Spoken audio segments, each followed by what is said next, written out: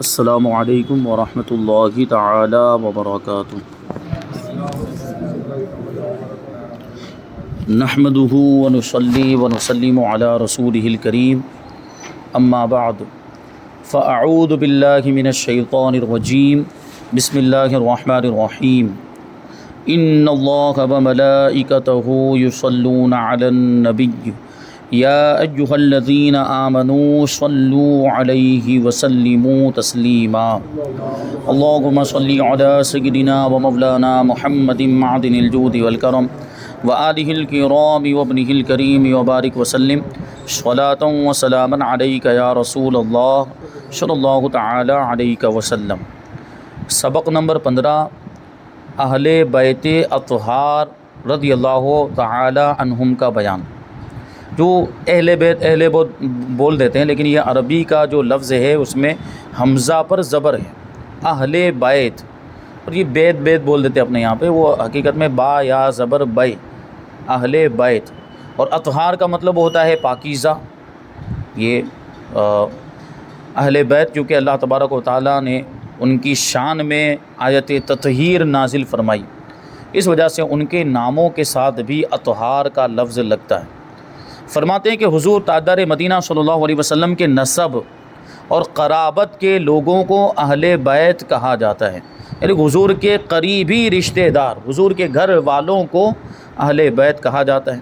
اہل بیت میں پیارے آقا صلی اللہ علیہ وسلم کی ازواج مطہرات، یعنی حضور کی مقدس بیویاں، آپ کے شہزادے اور شہزادیاں، حضرت سیدنا مولا علی اور حضرت سیدنا امام حسن اور حضرت سیدنا امام حسین رضی اللہ تعالی عنہم، یہ سب داخل ہیں۔ ان سب کو اہل بیت کہا جاتا ہے۔ اہل بیت کرام رضی اللہ عنہم سے اللہ پاک نے رجس و ناپاکی کو دور فرما دیا۔ ناپاکی تو جانتے ہیں، رجس مانے گندگی، ہر طرح کی گندگی اور ہر طرح کی ناپاکی کو ان سے دور رکھا ہے اور انہیں خوب پاک کر دیا، اور جو چیز ان کے مرتبے کے لائق نہیں اس سے ان کے پروردگار نے انہیں محفوظ رکھا، کیونکہ نبی پاک صلی اللہ علیہ وسلم کے گھر والے ہیں، نبی پاک صلی اللہ علیہ وسلم کی ذات سے ان کو نسبت ہے، تو اگر ان میں کوئی ایسی بات ہوتی ناپاکی والی یا معاذ اللہ گناہ کے معاملات ہوتے تو نبی پاک صلی اللہ علیہ وسلم کی شخصیت پر بھی اس کا اثر آتا، کہ یہ حضور کے گھر والے۔ لہٰذا جو حضور سے نسبت رکھنے والے، خاص طور پر سادات کرام، ان کو اپنی نسبت کا بہت زیادہ لحاظ رکھنا چاہیے، بہت زیادہ خیال۔ اور ہمارے اوپر بھی جو غیر سادات ہیں اور دوسرے خاندانوں سے تعلق رکھتے ہیں، ان کو سادات کرام کی بہت زیادہ تعظیم کرنی چاہیے، کیونکہ حضور پاک صلی اللہ علیہ وسلم سے نسبت رکھتے ہیں، حضور کے خاندان سے ان کا تعلق ہے، اور حضور سے نسبت رکھنے والی چیزوں کی ہم تعظیم کرتے ہیں، وہ ہمارے لیے قابل تعظیم، ہمارے لیے احترام کے لائق۔ جب آپ سوچیں کہ حضور پاک صلی اللہ علیہ وسلم کے منہ مبارک کی ہم تعظیم کرتے ہیں، کیونکہ وہ حضور سے نسبت رکھنے والی چیز، حضور کی چادر مبارک ہو، حضور کا امامہ شریف ہو، یا حضور کا جبہ مبارک ہو، یا کہیں پہ نالین شریف ہو، تو ہم حضور اس کی تعظیم کرتے ہیں حضور کی نسبت کی وجہ سے۔ اس کی وجہ یہ کہ ہم حضور سے محبت کرتے ہیں، تو حضور کی محبت کا تقاضا یہ ہے کہ حضور سے نسبت رکھنے والی چیزوں کی بھی تعظیم کی جائے۔ تو یہ چیزیں تو آپ دیکھیں، یہ جسم کا حصہ نہیں ہوتی، یہ چادر ہے، امامہ ہے، یا ٹوپی ہے۔ حضور پاک صلی اللہ علیہ وسلم سے الگ سے ٹوپی پہننا ثابت نہیں ہے، امامے کے نیچے ٹوپی پہننا ثابت ہے، نالین شریف ہے، عصا مبارک ہے، یہ ساری چیزیں وہ جسم کا حصہ نہیں، لیکن چونکہ حضور پاک صلی اللہ علیہ وسلم نے ان کو زیب تن فرمایا، ان کو پہنا ہے، تو جسم مبارک سے نسبت ہو گئی، اسی نسبت کی وجہ سے ہم ان کی تعظیم کرتے ہیں۔ اور سادات کرام کی رگوں میں تو حضور پاک صلی اللہ علیہ وسلم کا خون روا دوا ہے، تو ان کی کیسی تعظیم ہونی چاہیے۔ اور بیٹے کو باپ کا جز کہا جاتا ہے کہ یہ تو میرا جسم کا حصہ ہے، ہوتی کہ نہیں ایسی بات؟ تو یہ سب حضور پاک صلی اللہ علیہ وسلم کی اولاد ہیں، سادات کرام اور اہل بیت اطہار، تو ان کی کیسی تعظیم ہونی چاہیے۔ یقیناً یہ ہمارے لیے قابل احترام ہے، واجب الاحترام، ان کی تعظیم ضروری ہے، ان کی بارگاہ میں کسی بھی طرح کی گستاخی نہیں ہونی چاہیے، ان کو ناراض نہیں کرنا چاہیے۔ تو اللہ تبارک و تعالیٰ نے انہیں جو ہے کہ محفوظ رکھا ہے، جو بھی ان کے مرتبے کے لائق نہیں ایسی چیزوں سے ان کو محفوظ رکھا۔ اہل بیت رضی اللہ تعالی عنہم پر دوزخ کی آگ حرام کر دی۔ وہی بات جو میں نے ابھی عرض کی، دوزخ کی آگ حرام ہونے کی وجہ کیا ہے؟ کیونکہ ان کی رگوں میں حضور پاک صلی اللہ علیہ وسلم کا خون ہے، مولا کائنات کا خون ہے، حضرت فاطمہ رضی اللہ تعالی عنہا کا خون، یا تو امام حسن کی اولاد میں سے ہوں گے یا امام حسین کی اولاد میں سے ہو، تو ان کا بھی خون ہے۔ تو دوزخ کی آگ میں اگر خدا نہ خواستہ بفرض محال اگر یہ جائیں تو کیا معاذ اللہ دوزخ کی آگ میں حضور پاک صلی اللہ علیہ وسلم کے خون مبارک کا حصہ جو ان کے خون میں شامل ہے، یا مولا کائنات بی بی فاطمہ، امام حسن اور امام حسین کے خون کا حصہ جو ان کے خون میں شامل، وہ بھی دوزخ میں چلا جائے گا؟ تو یہ محال، یہ تقریباً ناممکن ہے۔ اور حدیث کی یقینی طور پر حدیثوں سے ثابت ہے کہ حضور پاک صلی اللہ علیہ وسلم نے ارشاد فرمایا کہ میری اولاد پر جہنم کی آگ حرام ہے۔ صدقہ ان پر حرام کر دیا گیا، کیونکہ صدقہ یہ دینے والوں کا میل ہوتا ہے، دینے والوں کے مال کا میل ہوتا ہے، تو ظاہر سی بات ان کے لیے کوئی مال ہو تو وہ پاکیزہ ہونا چاہیے، وہ گندگی والا یا جس کو میل کہا جائے، کیونکہ زکوٰۃ و صدقات واجبات کو کیا کہا جاتا ہے؟ یہ مال کا میل ہوتا ہے، زکوٰۃ ادا کرنے سے وہ مال کا میل نکل جاتا ہے، اس لیے ان کے لیے یہ صدقات وغیرہ لینے کی اجازت نہیں ہے۔ سادات کرام کو ہم صدقات واجبہ نہیں دے سکتے، زکوٰۃ نہیں دے سکتے، ہاں ان کی مدد ضرور کرنی چاہیے۔ وہ سادات کرام جو واقعی ضرورت مند ہیں تو ان کو کہنے کی ضرورت نہیں پڑنی چاہیے، ہمیں خود محسوس کر کے ان کی حاجت کو، ان کی ضرورت کو پورا کرنا چاہیے، اپنی طرف سے کچھ پیش کرتے رہنا چاہیے تاکہ ان کی خدمت ہوتی رہے، اور وہ اگر راضی ہو گئے تو رسول پاک صلی اللہ علیہ وسلم بھی راضی ہو جائیں گے، کیونکہ ہم ان کی مدد کیوں کر رہے ہیں، ہم ان کی خدمت کیوں کر رہے ہیں؟ حضور کی نسبت کی وجہ سے۔ ہم جب یہ خدمت کریں گے تو حضور پاک صلی اللہ علیہ وسلم ضرور راضی ہوں گے۔ آج ہم اور آپ دیکھ لیں کہ آپ کی کوئی اولاد ہو، آپ کا بیٹا ہو، اور آپ کے بیٹے کی کوئی مدد کر دے، بلکہ آپ کے بیٹے کو اگر کوئی آ کر ایک چاکلیٹ بھی دے دے تو آپ کے دل کو خوشی ہوتی کہ نہیں ہوتی کہ کتنا اچھا آدمی ہے کہ میرے بیٹے کو چاکلیٹ دے گیا؟ تو ہم حضور کے بیٹوں کی مدد کریں گے، حضور کی اولاد کی اگر مدد کریں گے، ان کی خدمت کریں گے تو حضور خوش نہیں ہوں گے؟ ضرور ہوں گے، اور حضور خوش ہو گئے تو پھر حضور پاک صلی اللہ علیہ وسلم کی شفاعت بھی ہمیں نصیب ہوگی۔ بہرحال ان کی مدد کرنی ہو تو للہ رقم کے ذریعے سے یا نفلی صدقے کے ذریعے سے ان کی مدد کرنی چاہیے، ان کی ضرورتوں کا بھی خیال کرنا چاہیے۔ اول گروہ جس کی حضور پاک صلی اللہ علیہ وسلم شفاعت فرمائیں گے وہ آپ صلی اللہ علیہ وسلم کے اہل بیت ہی ہیں، سب سے پہلے انہی کو جنت میں لے کر جائیں گے۔ اہل بیت رضی اللہ تعالیٰ عنہم کی محبت فرائض دین میں سے ہے، اور جو شخص ان سے بغض رکھے یعنی نفرت رکھے وہ منافق ہے۔ یعنی وہی بات آ جاتی ہے کہ حضور سے محبت کا دعویٰ کر رہا ہے لیکن حضور کی اولاد سے محبت نہیں کرتا، تو اس کا مطلب کیا کہ حضور کی محبت میں بھی وہ سچا نہیں ہے، منافق ہے، اندر دل میں کوئی کھوٹ موجود ہے۔ حضور سے محبت تو پھر ان کی اولاد سے بھی محبت ہونی ہی چاہیے۔ اہل بیت رضی اللہ تعالیٰ عنہم کی مثال حضرت سیدنا نوح علیہ السلام کی کشتی کی طرح ہے کہ جو اس میں سوار ہوا اس نے نجات پائی، اور جو اس سے کترایا وہ ہلاک و برباد ہو گیا۔ حضرت نوح علیہ السلام، طوفان جب آیا تھا حضرت نوح علیہ السلام کے زمانے میں، تو جو ایمان والے حضرت نوح پر جو ایمان رکھتے تھے وہ سب سوار ہو گئے کشتی میں، تو وہ سب محفوظ رہ گئے کشتی میں سوار ہو جانے کی وجہ سے، اور جو لوگ سوار نہیں ہوئے تھے کچھ نہیں ہوگا، دیکھا جائے گا کچھ نہیں ہوگا، وہ جو منکرین تھے، جو کافر تھے ان کے زمانے کے، جنہوں نے ان کی نبوت کا اقرار نہیں کیا، نہیں مانا تھا، انکار کر دیا، تو وہ یہ سوچتے رہ گئے کہ کیا ہمارا کچھ بگڑے گا۔ بہرحال وہ کشتی میں سوار ہو گئے، پھر طوفان آیا اور جتنے بھی کافر تھے وہ سب ہلاک و برباد ہو گئے کشتی میں سوار نہ ہونے کی وجہ سے۔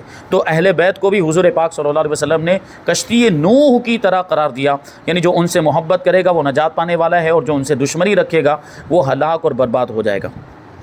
آگے سوال ہے کہ قرآن کریم میں اہل بیت کی شان کون سے پارے میں بیان کی گئی؟ جواب، قرآن کریم میں اہل بیت کی شان اللہ تعالیٰ نے پارہ نمبر 22 سورہ احزاب میں کچھ اس طرح بیان فرمائی ہے، آیت کریمہ پہلے بھی آ چکی ہے۔ اللہ تعالیٰ فرماتا ہے انما یرید اللہ لیذھب عنکم الرجس اہل البیت ویطہرکم تطہیرا۔ اللہ تو یہی چاہتا ہے کہ اے نبی کے گھر والوں کہ تم سے ہر ناپاکی دور فرما دے اور تمہیں پاک کر کے خوب ستھرا کر دے۔ یہ آیت کریمہ اہل بیت کی شان میں نازل ہوئی۔ جو علامہ حسن رضا خان رضی اللہ تعالیٰ عنہ نے وہ جو ایک شعر کہا تھا کہ ان کی پاکی کا خدائے پاک کرتا ہے بیان، یعنی آیت تطہیر جو نازل ہوئی، اس آیت کریمہ کو آیت تطہیر کہا جاتا ہے۔ تطہیر کا معنی یہ ہوتا ہے پاک کر دینا، اور اس میں وہ تطہیرہ کا لفظ بھی آیا، اس وجہ سے اس آیت کریمہ کو کیا کہتے ہیں؟ آیت تطہیر۔ فرماتے ہیں کہ ان کی پاکی کا خدائے پاک کرتا ہے بیان، آیت تطہیر سے ظاہر ہے شان اہل بیت۔ آگے سوال ہے کہ اس آیت کریمہ میں اہل بیت سے کون کون سی ہستیاں مراد ہے؟ جواب، یہ آیت کریمہ حضرت سیدنا علی المرتضیٰ، حضرت سیدتنا فاطمہ، حضرت سیدنا امام حسن اور حضرت سیدنا امام حسین رضی اللہ تعالی عنہم کے حق میں نازل ہوئی۔ سوال، ان حضرات کے ساتھ اور کون کون سے اہل بیت شامل ہیں؟ جواب، حضور صلی اللہ علیہ وسلم نے ان حضرات کے ساتھ اپنی باقی صاحبزادیوں، قرابت داروں یعنی رشتہ داروں اور ازواج مطہرات یعنی مقدس بیویوں کو بھی اپنے اہل بیت میں شامل فرمایا۔ اور اہل سنت و جماعت کا یہ عقیدہ بھی ہے کہ حضور پاک صلی اللہ علیہ وسلم کی ازواج مطہرات بھی اہل بیت میں شامل ہے، اگرچہ یہ آیت کریمہ جو ہے کہ ایک خاص موقع پر نازل ہوئی تھی اور اس وقت حضور پاک صلی اللہ علیہ وسلم کے ساتھ میں یہ حضرات موجود تھے، حضرت علی، حضرت فاطمہ اور امام حسن، امام حسین، تو اس وقت حضور نے ان کے بارے میں ارشاد فرمایا کہ یہ میرے اہل بیت ہے، یعنی ان چار شخصیات کے بارے میں حضرت علی مولا کائنات اور بی بی فاطمہ، امام حسن اور امام حسین، ان چار شخصیتوں کے بارے میں فرمایا کہ یہ میرے اہل بیت ہے، لیکن ازواج مطہرات کے بارے میں دوسرے مواقع پر فرمایا کہ یہ میرے اہل بیت ہے، میرے گھر والے۔ ظاہر سی بات ہے بیویاں تو خاص طور پر گھر میں رہتی ہیں، حضور پاک صلی اللہ علیہ وسلم کے حجروں میں رہنے والی، اور حضور پاک صلی اللہ علیہ وسلم نے ان کے لیے جو مکانات بنائے تھے ان میں وہ رہتی تھی اور وہ حضور ہی کی طرف نسبت تھی، تو یہ تو اور زیادہ گھر والی ہوئیں۔ اہل بیت کا مطلب جو ہوتا ہے کہ گھر والے، تو مقدس بیویاں تو اور زیادہ بدرجہ اولا گھر والوں میں شمار ہوگی، یعنی اہل بیت میں شمار ہوگی۔ سوال، اس آیت سے کیا ثابت ہوتا ہے؟ جواب، اس آیت کریمہ سے یہ بات ثابت ہوتی ہے کہ اہل بیت اطہار یہ فضائل کا منبع ہیں، یعنی اس آیت کریمہ کے اندر اہل بیت کے فضائل بیان کیے گئے۔ یہ آیت کریمہ اہل بیت کے فضائل کا سر چشمہ ہے، اور معلوم ہوتا ہے کہ تمام اخلاق دنیہ یعنی گھٹیا اخلاق، جن کو برے اخلاق یا بری عادتیں کہا جائے، اور احوال مذمومہ یعنی ناپسندیدہ چیزیں، ان سے ان کی تطہیر یعنی پاکی اور طہارت بیان فرما دی گئی کہ اللہ تبارک و تعالیٰ نے اہل بیت کو گھٹیا اخلاق اور ناپسندیدہ چیزوں سے دور فرما دیا۔ بعض احادیث میں مروی ہے کہ اہل بیت نار پر حرام ہے، یعنی اہل بیت جنتی ہیں، اور یہی اس تطہیر کا فائدہ اور ثمرہ ہے، اور جو چیز ان کے احوال شریفہ کے لائق نہ ہو اس سے ان کا پروردگار انہیں محفوظ رکھتا اور بچاتا ہے، جو ان کی شان کے لائق نہیں، کہ اہل بیت کا مقام و مرتبہ بہت بلند و بالا، تو جو چیز ان کی شان کے لائق نہیں، ان کے مرتبے کے لائق نہیں، اللہ تبارک و تعالیٰ ایسی چیزوں سے بھی ان کو محفوظ رکھتا ہے۔ سوال، اہل بیت کی خدمت اور انہیں خوش کرنے سے ہمیں کیا فائدہ حاصل ہوگا؟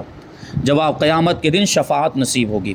رسول اللہ صلی اللہ علیہ وسلم نے فرمایا کہ جو شخص وسیلہ حاصل کرنا چاہتا ہے اور یہ چاہتا ہے کہ میری بارگاہ میں اس کی کوئی خدمت ہو جس کے سبب میں قیامت کے دن اس کی شفاعت کروں، اسے چاہیے کہ میرے اہل بیت کی خدمت کرے اور انہیں خوش کرے۔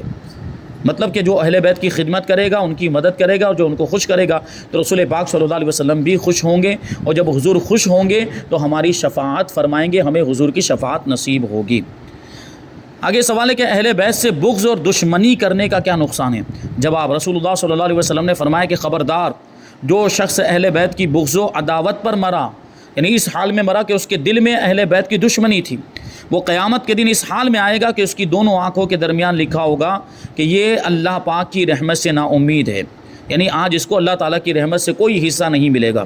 جو شخص اہل بیت سے بغض یا حسد کرے گا، یعنی دشمنی رکھے گا یا ان سے جلے گا، اسے قیامت کے دن حوض کوثر سے آگ کے چابکوں سے دور کر دیا جائے گا۔ حوض کوثر ایمان والوں کے لیے، حضور پاک صلی اللہ علیہ وسلم کوثر کے جام بھر بھر کے اپنے ماننے والوں کو پلائیں گے، چاہنے والوں کو، عاشقوں کو پلائیں گے، لیکن جو اہل بیت سے دشمنی رکھنے والے ہوں گے یا اہل بیت سے جلنے والے ہوں گے، وہ کوثر پر پہنچیں گے، حوض کوثر پر، تو فرشتے ان کو چابک و کوڑے مار مار کر وہاں سے بھگا دیں گے، یعنی ان کو کوثر کا جام پینا نصیب نہیں ہوگا۔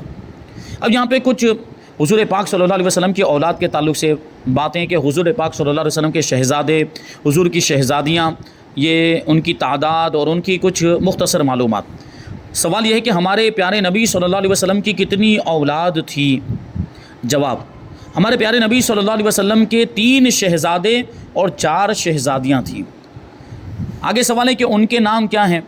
تو جواب یہ ہے کہ شہزادوں کے نام حضرت قاسم، حضرت ابراہیم، حضرت عبداللہ، یہ 3 شہزادے تھے، اور شہزادیوں کے نام حضرت زینب، حضرت رقیہ، حضرت ام کلثوم اور حضرت فاطمہ رضی اللہ تعالی عنہن۔ اب شہزادوں کی مختصر تفصیل بیان کرتے ہیں۔ حضرت قاسم رضی اللہ تعالی عنہ، سوال کہ حضور پاک صلی اللہ علیہ وسلم کے سب سے پہلے بیٹے کا نام کیا ہے؟ جواب، رسول اللہ صلی اللہ علیہ وسلم کے سب سے پہلے بیٹے کا نام حضرت قاسم رضی اللہ تعالی عنہ ہے۔ سوال، حضرت قاسم کی والدہ کا نام کیا ہے؟ جواب، حضرت خدیجہ رضی اللہ تعالی عنہا۔ سوال حضرت قاسم رضی اللہ تعالیٰ عنہ کب پیدا ہوئے؟ جواب اعلان نبوت سے پہلے پیدا ہوئے۔ حضور پاک صلی اللہ علیہ وسلم نے 40 سال کی عمر میں اعلان نبوت فرمایا، یعنی نبی بنے یہ نہیں کہہ سکتے، نبی تو پہلے سے تھے۔ حضور نے کیا ارشاد فرمایا؟ میں تو اس وقت بھی نبی تھا جب آدم کا پتلا تیار کیا جا رہا تھا، جب حضرت آدم علیہ السلام آب و گل کی منزلیں طے کر رہے تھے، یعنی ان کی مٹی پانی ملا کر گوندی جا رہی تھی، اس وقت بھی میں نبی تھا۔ تو حضور پاک صلی اللہ علیہ وسلم نبی تو پہلے سے تھے، لیکن اعلان نبوت آپ نے 40 سال کی عمر میں فرمایا، تو اس سے پہلے ہی حضرت قاسم رضی اللہ تعالیٰ عنہ پیدا ہو چکے تھے۔ سوال ہے کہ ان کی وفات کس عمر میں ہوئی؟ جواب ان کی وفات 17 مہینے یا 2 سال کی عمر میں ہوئی۔ آگے حضرت عبداللہ کے بارے میں فرماتے ہیں کہ حضور پاک صلی اللہ علیہ وسلم کے دوسرے بیٹے کا نام کیا ہے؟ جواب حضرت عبداللہ۔ سوال حضرت عبداللہ رضی اللہ تعالیٰ عنہ کب پیدا ہوئے؟ جواب اعلان نبوت سے پہلے مکہ میں پیدا ہوئے۔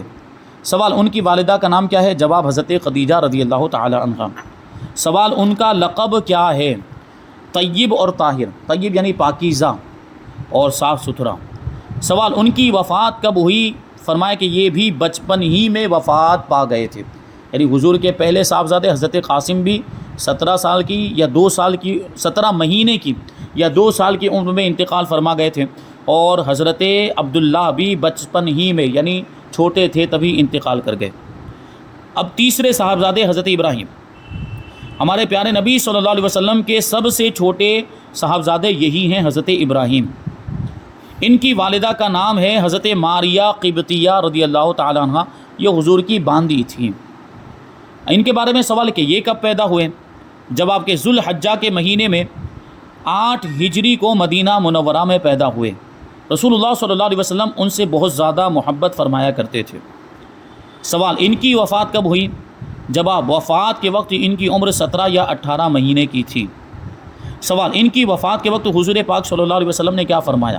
حضرت ابراہیم کی وفات کے وقت جواب فرمایا آنکھ آنسو بہاتی ہے اور دل غم زدہ ہے، یعنی فطری طور پر ایک غم کی کیفیت ہوتی، جب ہمارا کوئی اپنا چلا جاتا ہے تو ظاہر سی بات ہے دل کو صدمہ پہنچتا ہے، دل غم زدہ ہوتا ہے، اور کبھی بے ساختہ آنکھوں سے آنسو بھی جاری ہو جاتے ہیں۔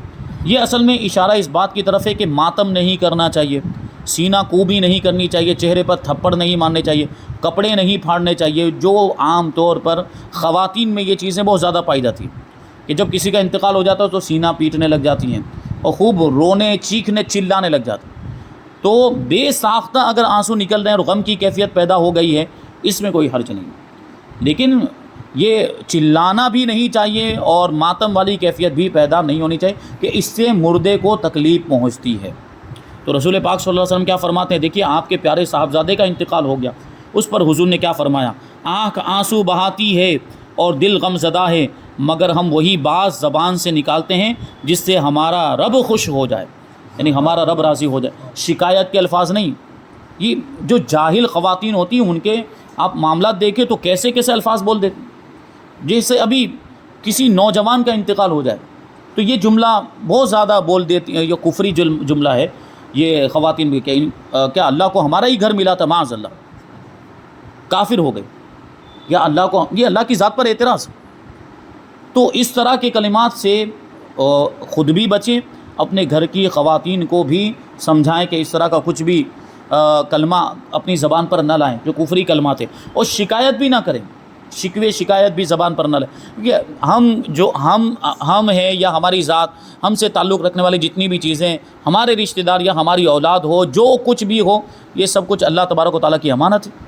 اللہ تعالیٰ لے لے تو ہم کچھ کہہ نہیں سکتے، اللہ تعالیٰ ہمارا بھی مالک ہے، سب کا مالک اللہ تبارک و تعالیٰ ہے۔ تو اللہ تبارک و تعالیٰ اگر کسی کو اٹھا بھی لیتا ہے، اگر کسی کا انتقال بھی ہو جاتا ہے تو اس پر ہمیں راضی رہنا چاہیے۔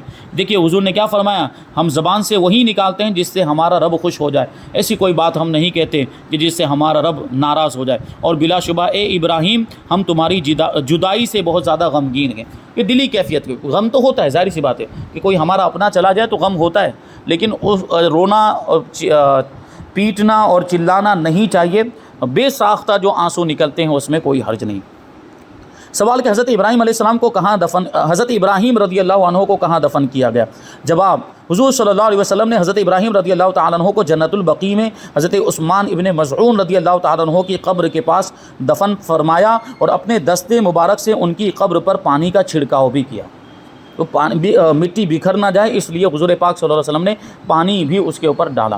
اب یہاں پہ غور کرنے کی ضرورت، حضور کے 3 صاحبزادے اور تینوں صاحبزادوں کا بچپن میں ہی انتقال، اس میں بھی رب کی بہت بڑی حکمت کہ اگر حضور پاک صلی اللہ علیہ وسلم کے کوئی صاحبزادے حضور کے بعد اگر حیات رہتے، زندہ رہتے، تو لوگ ان کو نبی مان لیتے کہ حضور کے بیٹے ہیں تو پھر ان کو بھی نبی ہونا چاہیے، حضور کا جز ہیں، حضور کے جسم کا حصہ ہیں، اور بہت سے انبیاء کرام اس سے پہلے ہوئے بھی کہ ان کی اولاد، ان کے بیٹے بھی نبی ہوئے، جیسے حضرت یعقوب علیہ السلام، تو حضرت یعقوب علیہ السلام کی اولاد میں بہت سارے انبیاء کرام ہوئے، حضرت ابراہیم علیہ السلام کے دونوں بیٹے نبی ہوئے، حضرت اسحاق اور حضرت اسماعیل۔ تو یہ طریقہ بہت پہلے سے چلا آ رہا تھا کہ انبیاء کے بیٹے بھی نبی ہوتے تھے، بہت ساری مثالیں اس کی ہمارے سامنے۔ تو اگر یہ زندہ رہتے، جوان ہوتے اور بالغ ہونے کی عمر کو پہنچتے تو ہو سکتا ہے کہ ان کو بھی لوگ نبی مانتے، جبکہ نبی کریم صلی اللہ علیہ وسلم تو خاتم النبیین ہیں، آپ پر تو نبوت کا سلسلہ ہی ختم ہو گیا، آپ کے بعد کوئی نیا نبی آ ہی نہیں سکتا۔ اس لیے اللہ تبارک و تعالیٰ نے اس شک کو اور اس شبے کو بھی ختم کر دیا، اور یہ گنجائش بھی باقی نہیں رکھی کہ کوئی حضور کی اولاد کے بارے میں بھی یہ کہہ سکے۔ حضور کی اولاد میں سے صرف آپ کی شہزادیاں ہی حیات رہیں، اور شہزادیاں ان کو کوئی نبی نہیں کہہ سکتا، کیونکہ نبی کے لیے شرط ہے مرد ہونا، مرد ہی نبی ہو سکتا ہے، عورت نبی نہیں ہو سکتی۔ تو شہزادیوں کے بارے میں یہ شبہ نہیں ہو سکتا تھا، اس لیے شہزادیاں حیات رہی۔ دیکھیں اس میں بھی اللہ تبارک و تعالیٰ کی کتنی بڑی حکمت ہے۔ تو یہاں شہزادوں کا بیان ہوا، اب آئندہ انشاءاللہ حضور کی شہزادیاں حضرت زینب، حضرت رقیہ، حضرت ام کلثوم، حضرت فاطمہ رضی اللہ تعالیٰ عنہ، ان کا تذکرہ آئندہ درس میں شامل کریں گے۔ اللہ تبارک و تعالیٰ کی بارگاہ میں دعا ہے کہ جو کچھ بھی بیان ہوا اس پر ہم سب کو عمل کرنے کی توفیق عطا فرمائے۔ وما علینا الا البلاغ۔ السلام علیکم۔